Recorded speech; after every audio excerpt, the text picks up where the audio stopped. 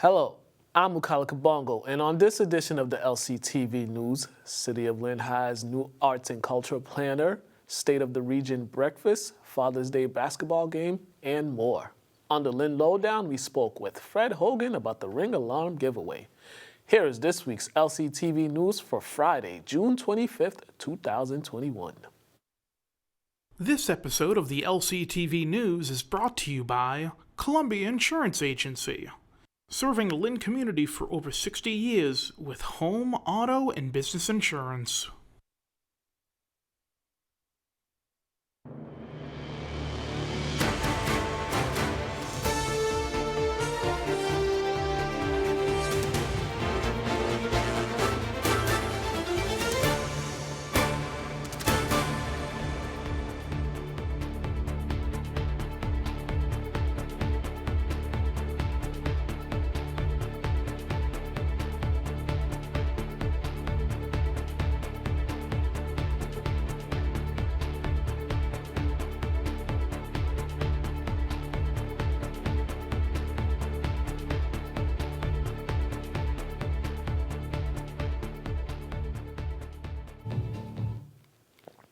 Yesterday, Mayor McGee announced the hiring of Lucretia Thompson as the new arts and culture planner for the City of Lynn.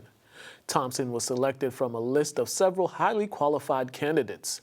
Previously, Thompson was the cultural tourism manager for Visit Milwaukee, where she coordinated arts and culture tours and programming for visitors and residents. Lynn Community Health Center, along with the City of Lynn, has announced the gradual closure of the vaccination clinic at Lynn Tech by the end of the month. The clinic, which has been in operation since February, has been a success thanks to the collaboration between the city's public health department, Lynn Community Health Center, and Mass General Brigham, the town of Nahant, and the National Guard. As of June 16th, 59% of Lynn residents are partially vaccinated, while 51% are fully vaccinated. This Saturday will be the last day to receive the first dose session offered at the clinic. The second doses will be offered every other Thursday at Lynn Tech from 1 p.m. until 8 p.m. beginning on July 1st. Beginning on Monday, June 28th, vaccines will be available at Lynn Community Health Center from 8:30 a.m. until 4:30 p.m. Monday through Fridays. Also beginning on July 12th, vaccines will be available inside City Hall on Tuesdays from 2:30 until 7:30 and Fridays 9 a.m. until noon. Walk-ins are accepted. On Wednesday, the mayor's office announced the city received bond ratings by the Standard & Poor's Global Rating System. When Mayor McGee took office back in 2018, the rating was at an A-. From 2018 until now, the ratings has increased from 1 million to nearly 28 million in 2021. Since taking office, Mayor McGee has helped the city make progress to build back a balanced budget after borrowing $14 million from the state for operating expenses.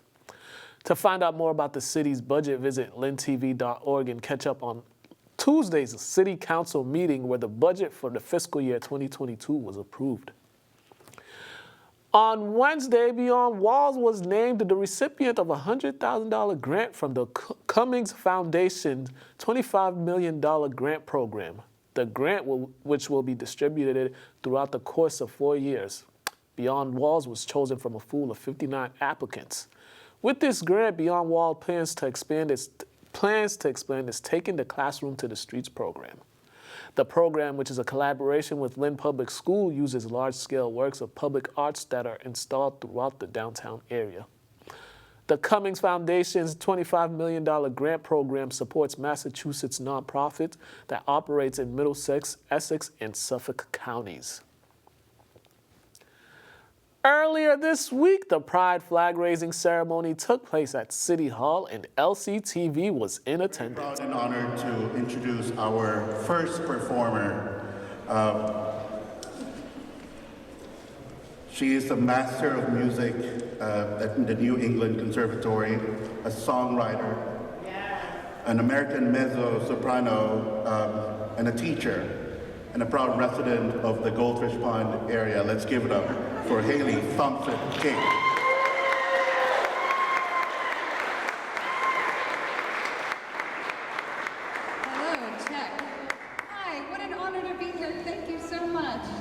I'm new to Lynn. I've only been been here 1 year, and I'm just so moved by this community. This is a song by Dominique Eade. It's called Go Gently to the Water.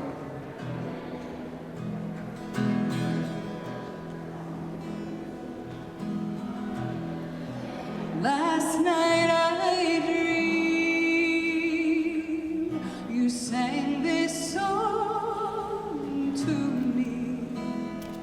It was a simple thing that thrilled me. Down in your own voice.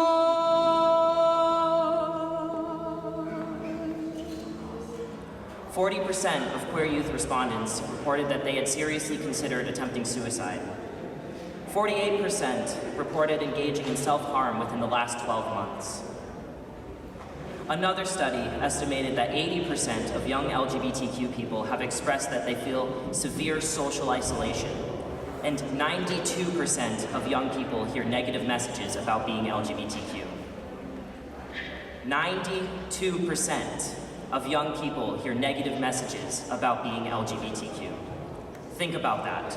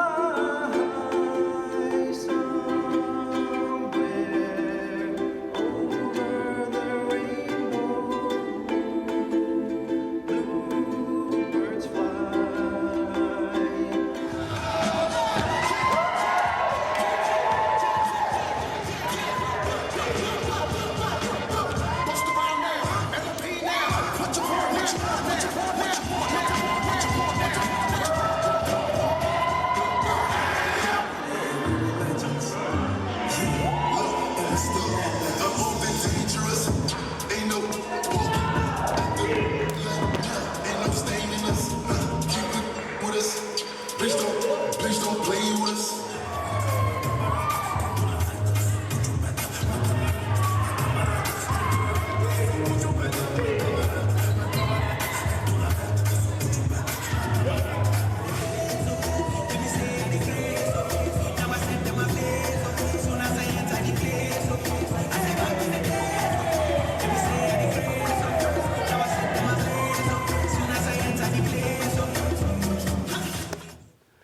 For 16 years now, fathers have gathered at Pine Hill basketball courts for the annual Father's Day basketball game. LCTV spoke with some of the fathers about the yearly event. Take that! Fathers gathered at Gallagher Park for the annual Father's Day basketball game and cookout. It feels awesome. It feels wonderful. It's a blessing in disguise to be able to be out here with these guys, man. We all come out here to have fun. Been blessed to be fathers, been blessed to be here today. Amen. Can't ask for nothing else better than that. It's a beautiful thing to hear all that camaraderie and brotherhood, man. Like I look forward to it. What started as a small game of 31 between friends has turned into a big reunion. Right. This is the one time we all get to get together, have some food, drinks, play some ball, talk some ish, and have a good time. Have a great time. We always get a new father every year, and the only thing we ask for is just you be a father. That's it. That's the beauty of it. It's not just the basketball game, it's also a bonding experience for parents and their children. When you see the generations, like he has a son, so he knows Linwood, AB, JB, they all have sons, so when they get to play with their sons, I know that love, that feeling just to see your own. When I first had my son, you know, I needed some things and advice, and he was there for me, just like everybody else was. And then sometimes they lean on me. You know, it's just the brotherhood, man, because we're all raising young, strong men. I love playing with my son. Man, he played on teams with me and Walt. Walter takes to him like an uncle. It's just amazing and it's fun, and he hasn't beaten me yet. The group hopes next year an even bigger crowd shows up to enjoy the experience of this day. Every year it's successful, people look forward to it, and then it spreads the word, and then people say, oh, I didn't know about that, and then the next person comes and they say, wow, this was fun, and it gives them that good spirit, that good energy. With LCTV, I'm Mukala Kabongo. The Greater Lynn Chamber of Commerce held its annual State of the Region breakfast at Tedesco Country Club Thursday. This will be Mayor McGee's final State of the Region breakfast as mayor. Mayor McGee gave the audience an overview of what he and his administration has accomplished during his time as mayor. Here's more from the breakfast. And for hosting us here at Tedesco Country Club. This will be my last State of the Region address as mayor, and I'd like to take some time to share where Lynn was when I took office 3.5 years ago, where we are now, and I think what we see on the horizon, which is bright. Coming into office in 2018, I knew there were significant financial issues that needed to be addressed, and getting Lynn back on the path to stable financial footing was my #1 priority. Once we understood the full reality of our situation, I worked with our department heads, the city council, and state officials to take necessary steps in order to get approval to borrow $14 million, that was 3.5 years ago, in funding from the state that will allow us to quickly right the ship, and that was to borrow money for our operating budget, which is pretty unheard of. Part of the immediate solution was hiring a full-time chief financial officer who's here with us, Mike Bertino. To watch the full State of the Region breakfast, visit LYNNTV.org. LCTV was in attendance for the Pathways graduation ceremony that took place on the Lynn Commons yesterday. Here's more from the ceremony. It is my honor to be here today with all of you to welcome and celebrate with everyone the class of 2021 of Pathways.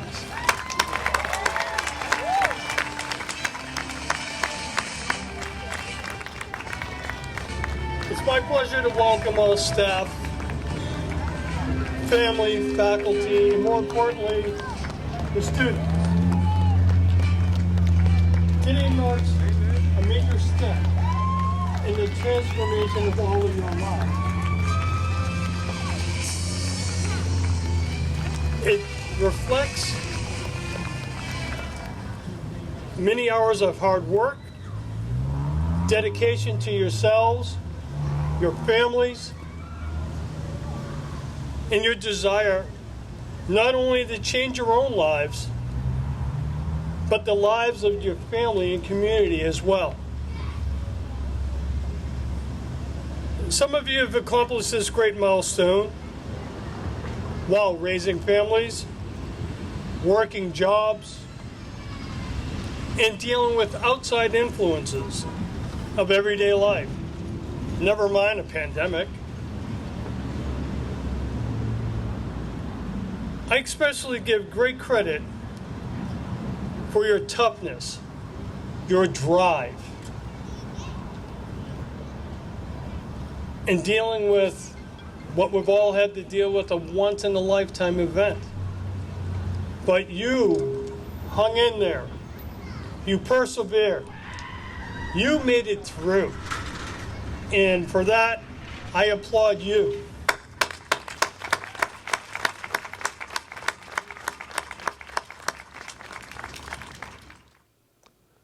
Now for the sports update.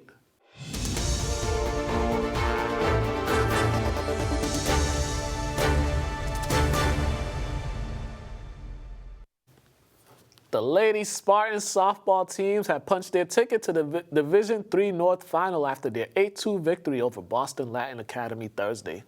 Pitcher Lily Newhall had another complete game, striking out 8 batters while allowing only 5 hits.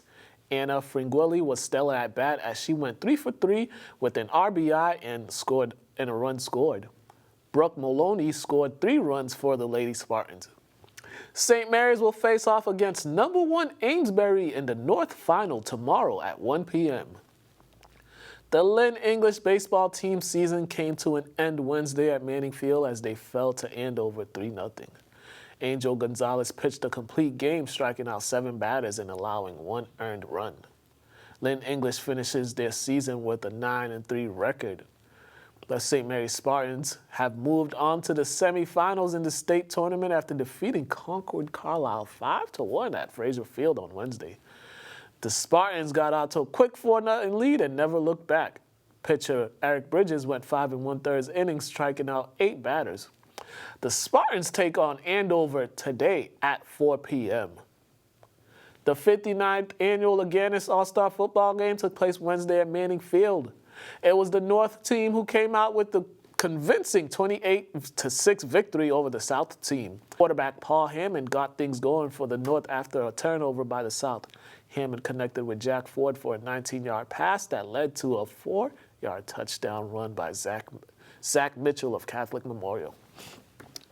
The South would respond with a 22-yard touchdown pass from Duke Doherty to Brandon Piscini to tie things up at 6 apiece. That would be all the scoring for the South team. Chris Wilson connected with Mitchell for a 22-yard touchdown pass to make it 13-6. Wilson would throw his second touchdown pass when he found Jake Connolly streaking down the sideline for a 40-yard touchdown pass that would increase the lead to 21-6. The North would put the game out of reach following a turnover by the South on the ensuing kickoff. Hammond would throw his second touchdown of the game to Arlington Catholics to make it 28-6. Hammond took home the MVP for the North team, while Ryan Hovernale took home the MVP for the South. In the 16th annual Aganis boys and girls basketball game, the South teams came out with the victory. St. Mary's Lady Spartans Maya Bordeaux and Nicolette Ditria combined to score 43 of the South's 50 points in their 50-36 victory. Bergdorf would take home the MVP for the South, while Tatum Shaw took the North MVP. In boys action, it was Lynn Classical's Jaden Thornton who delivered the big shot in their 80-77 victory over the North team. A 4-point play to lead the North to a comeback victory. Thornton led all scorers with his 33 points, knocking down 6 3-pointers. Thornton would take home MVP honors for the South, and Sammy Bautista led the way for the North with his 25 points. Bautista would be named MVP for the South. For the North, I should say. On Wednesday, Lynn English announced its new football coach. Mackenzie Charles will take over for Chris Carroll, who resigned after 6 years as head coach. Charles, who was an assistant under Carroll the past 4 years, says he is excited and honored to be named as the new head football coach. Charles, who played football at Lynn Tech, served as an assistant on the Tech football team years after graduating. He also was an assistant at Mount Ida College and Revere High before joining the English staff. Congratulations to Mackenzie Charles, and best of luck to him. And now for the pros. The Boston Celtics have a new head coach. Former Spurs and Nets assistant Ime Udoka was announced the new head coach Wednesday afternoon. Udoka, who served as an assistant with the Spurs for 7 years before joining the Sixers in 2019 and then as an assistant with the Nets this past season. Udoka brings years of experience, having been a player in the league for 12 years and coaching Celtic stars Jason Tatum and Jaylen Brown in the 2019 FIBA World Cup. Udoka beat out Chauncey Billups and Darvin Ham, who both had multiple interviews with the Celtics. On this week's Lynn Lowdown, we spoke with Ward 6 Councilor Fred Hogan. Here's this week's Lowdown.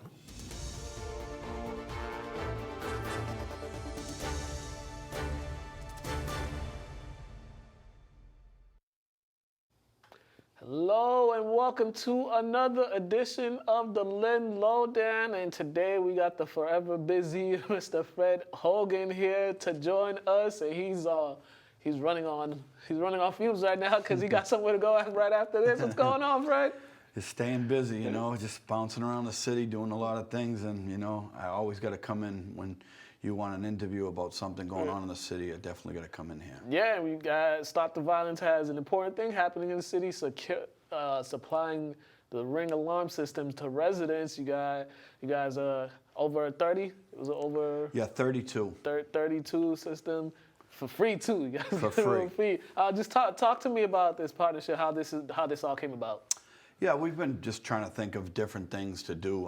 You know, obviously, you know, the gun violence in the city has taken a lot of people that we all know, either athletes that I've coached or they were either on one side or the other thing of different parts of violence. So, you know, we just wanted to try to come up with a different idea to just, you know, help some homeowners to feel a little more secure. A lot of people feel a little more secure in their home. And we looked into the Ring Doorbell program, and we looked into the neighborhood app of the Ring Doorbell program, and we came up with this little idea.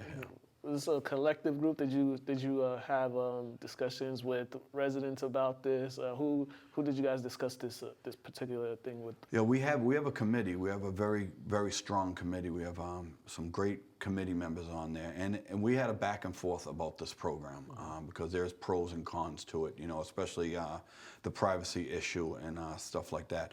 But we made a decision that we're going to go on private homes. This is no public. This is not going on anything public. These are going on private homes voluntarily if they want them. And we're trying to make sure that, you know, everyone knows where the cameras are. We're not going to say exactly what home they're on, but we're going to have a big map highlighted, what street they're going on and stuff like that there. Already in the city of Lynn, there's over 2,500 Ring doorbells throughout the city already. So this is going to add to a small add to it. We have 32 right now at a cost of $150 each. We have the solar charging station, so there's no hard wiring with the camera, and we'll supply that free of charge to the residents that want it, only to the residents that want it. Yeah, and for those residents that do receive it, the only thing they have to do is for the installation, they'd have to pay for that service, right? Or... Yes, the service is $3 a month, so you could pay for it straight up. It's $30 for the year, or it's if you do $3 a month, you can do it that way. It'll be $36 if you do it monthly. So you can do that there. And the great thing about the Ring Doorbell is that it holds the on the hard drive 2 months worth of video. So you know, for $3 a month, that's pretty cheap. So one of the main things is you're going to have Wi-Fi.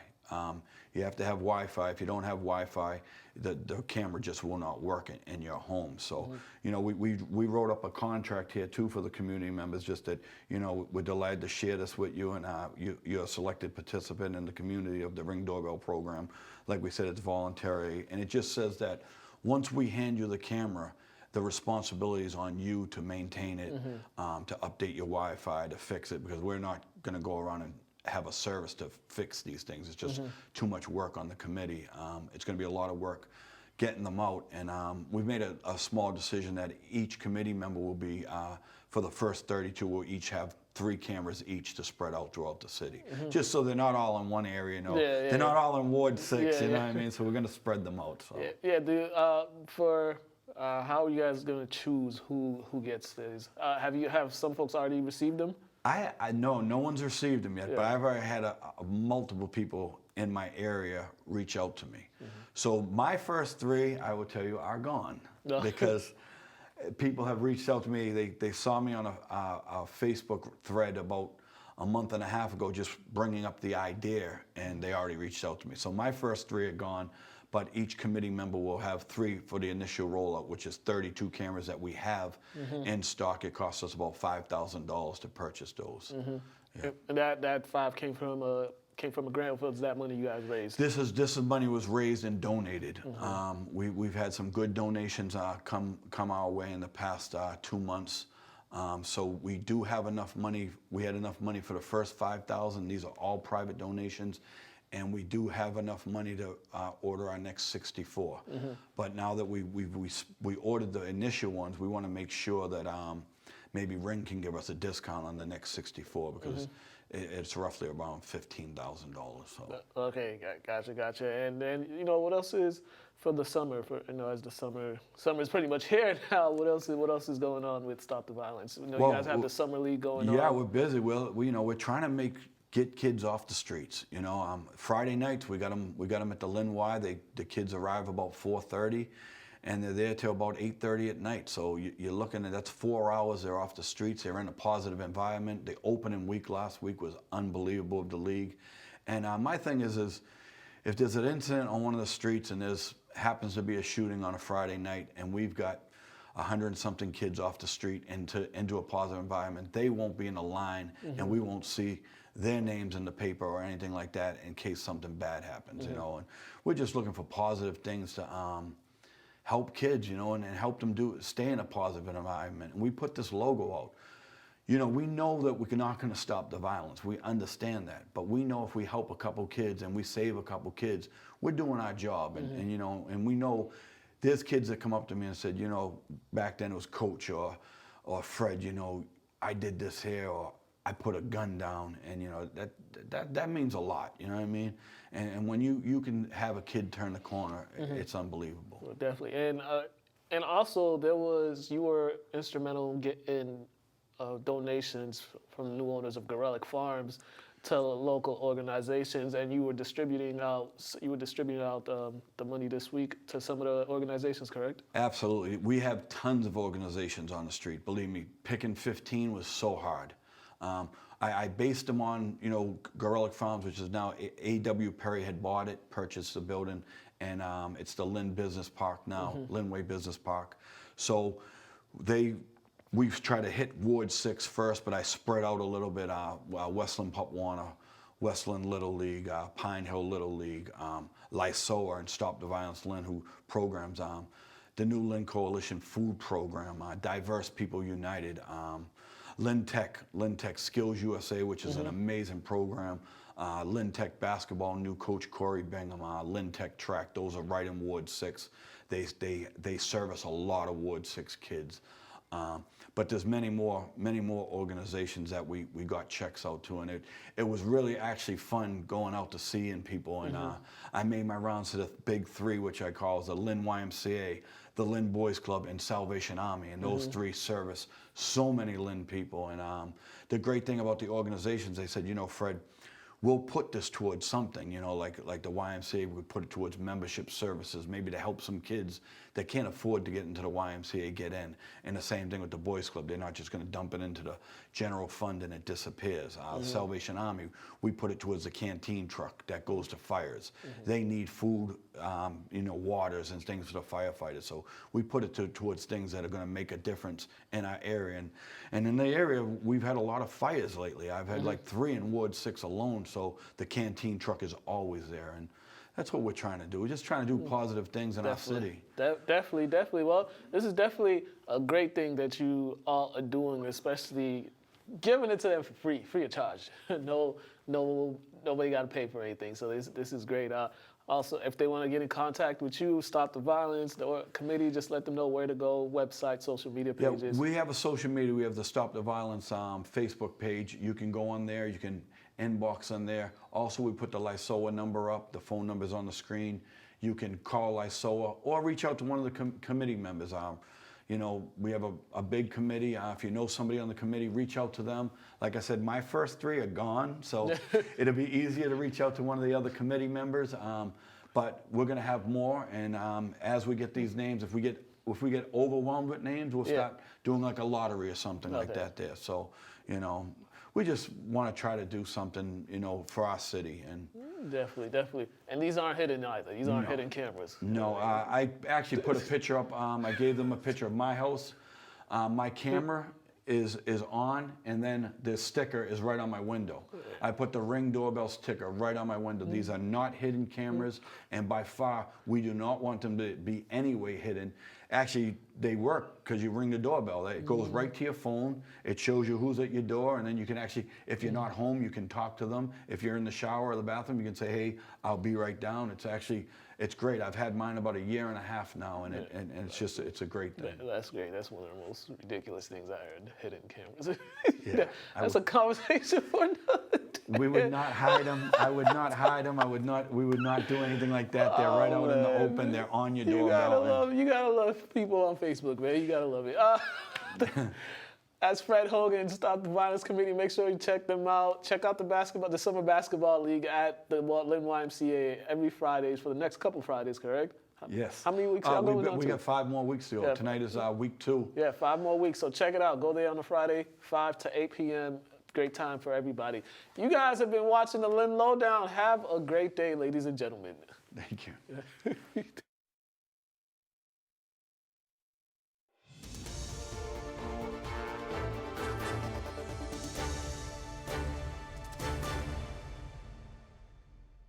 Now time for events from the community calendar.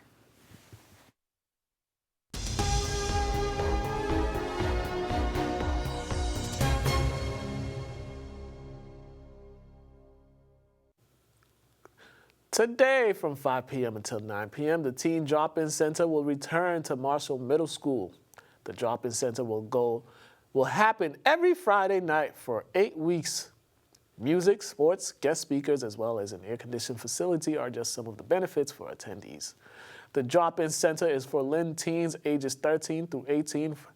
For more information about the center, contact Lisa Nerrick at 781-268-8000. The Salvation Army will host a yard sale at their Franklin Street location from 10 a.m. until 3 p.m. Vendors and tables are available for $10. Food will be provided for more.